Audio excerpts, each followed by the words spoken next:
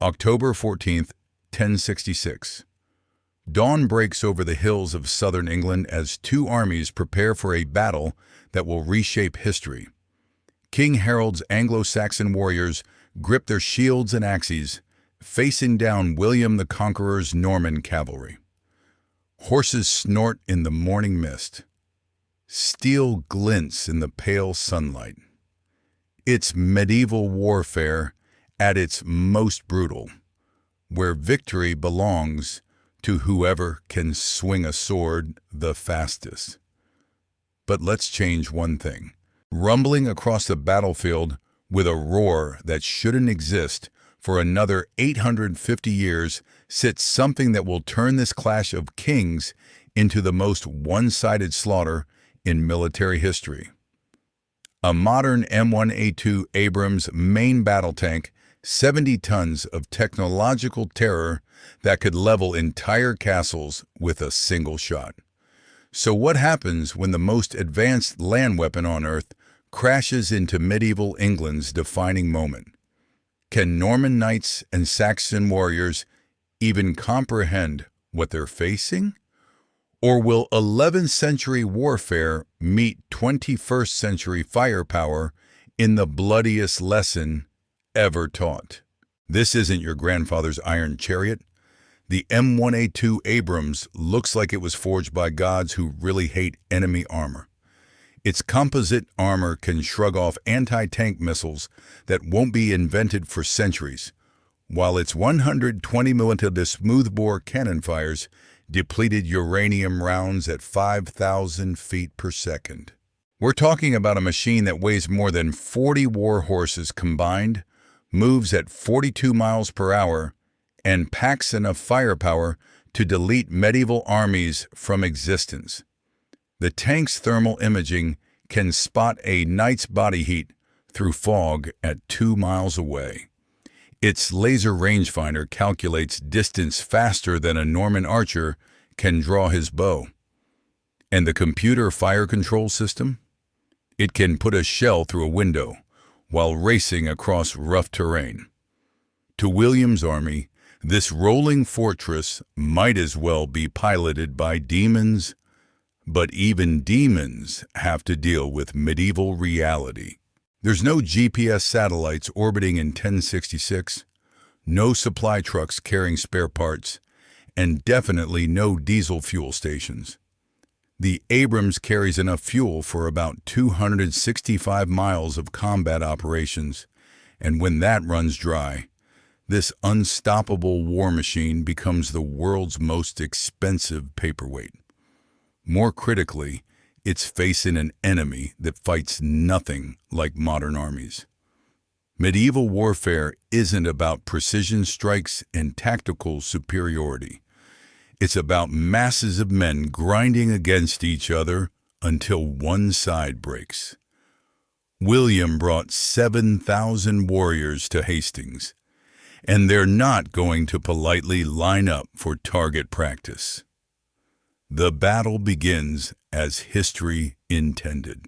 Harold's Anglo-Saxons form their legendary shield wall atop Senlac Hill, a wall of overlapping shields and spear points that has broken countless charges before. Below them, William's Norman cavalry prepares to thunder up the slope, lances glinting like deadly needles. The Bretons and Flemish mercenaries check their weapons one final time. Archers knock their arrows. This is medieval combat in all its terrifying glory, where victory comes down to muscle, courage, and cold steel. Then the ground starts to shake. The Abrams emerges from a patch of woodland like something from a fever dream. Its massive tracks churn up earth that hasn't felt such weight in geological ages. The tank's turbine engine screams at 1,500 horsepower, drowning out war cries and battle horns. Norman knights rein in their horses as the animals panic at this impossible sight. Some warriors drop their weapons and flee immediately. Others stand frozen, trying to process what their medieval minds simply cannot understand. The machine's angular armor deflects morning sunlight in ways that hurt to look at directly. Harold's shield wall wavers as Saxon warriors crane their necks to see the metal beast approaching their flank. Veterans who faced Viking berserkers and Welsh raiders suddenly feel like children confronting a dragon. The tank's commander, speaking through radio equipment that might as well be magic, tries to establish communications with an army that won't invent the printing press for another 400 years.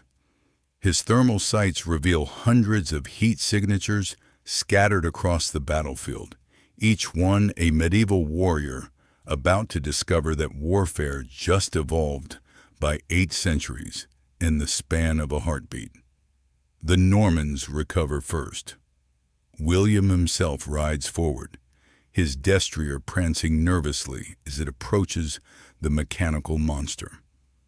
Through his helm, the future King of England studies this iron beast that could reshape his conquest before it even begins. William's tactical mind processes what his eyes refuse to believe. He's conquered territories across France, crushed rebellions, and mastered cavalry warfare that won't be surpassed for centuries. But this iron demon renders every lesson of medieval combat completely useless. His finest knights, men who've carved through enemy lines, like scythes through wheat, suddenly look like children with toy swords. The Norman Duke raises his hand, signaling his army to hold position while he decides whether to treat this apparition as divine intervention or demonic trickery. Meanwhile, the tank crew faces their own impossible situation. Through their periscopes and thermal imaging, they watch thousands of medieval warriors spreading across the battlefield like pieces on a chessboard. The gunner tracks Norman cavalry formations while the loader checks their ammunition count. 40 rounds of various shell types, from high explosive to armor-piercing sabot rounds designed to punch through steel that won't be invented until the Industrial Revolution. Against flesh, wood, and crude iron, each shot represents catastrophic overkill. The first clash comes when a group of Norman scouts approaches within 500 meters. These aren't cowards or fools. They're professional soldiers who've seen enough warfare to recognize when something doesn't belong. Their horses refuse to advance further, rearing and wheeling away from the mechanical beast. One brave knight dismounts and advances on foot, his sword raised in what might be challenge or prayer.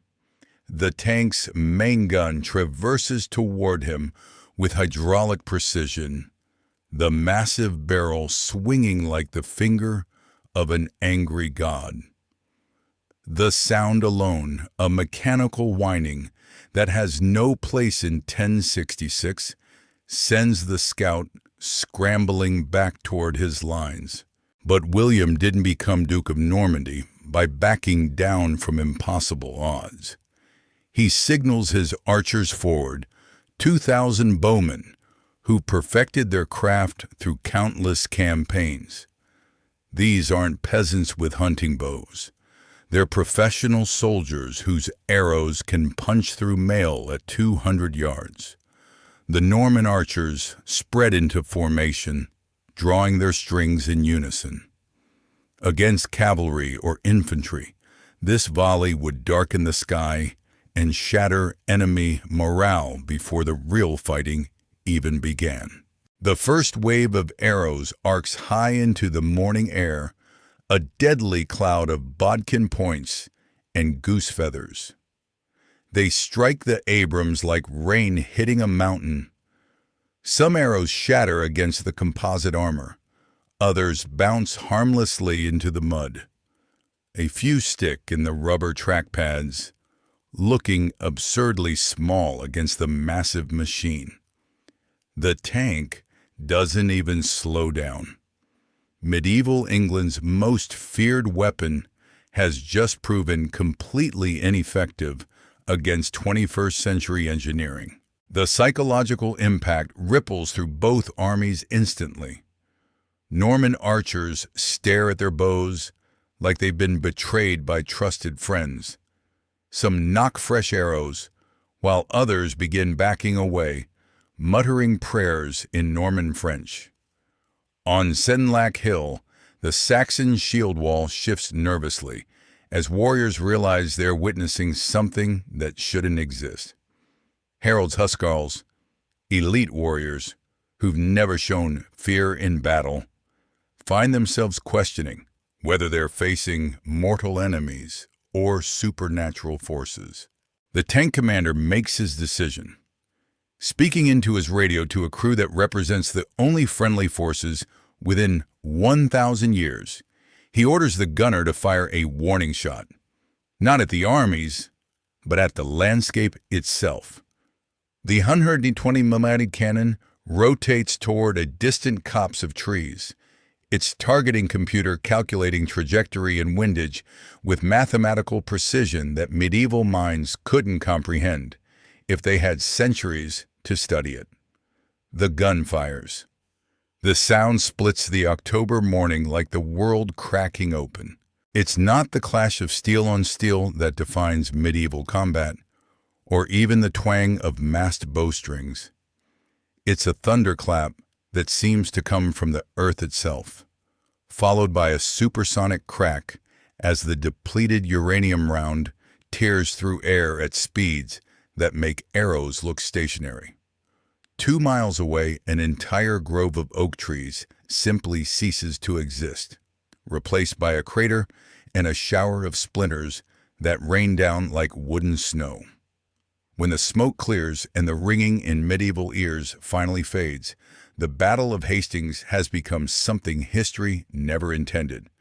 The most decisive military engagement in English history just got decided by 850 years of technological advancement compressed into 70 tons of American steel. William's conquest would be complete before lunch. Harold's kingdom shattered not by Norman steel, but by weapons that wouldn't exist until the age of satellites and smartphones. The shield wall that defined Anglo-Saxon warfare crumbles not under cavalry charges, but under the weight of impossible firepower. But here's the twist that makes this thought experiment fascinating. Even with godlike military superiority, that single tank crew would face the ultimate medieval reality check. No supply lines, no reinforcements, and no way home. They might win every battle, but could they win a war against an entire continent armed with nothing but time, numbers, and medieval ingenuity? Sometimes the most advanced weapon in the world is still just 4 people in a metal box, surrounded by thousands of very determined enemies. What do you think would happen if a modern fighter jet faced the entire Roman Empire?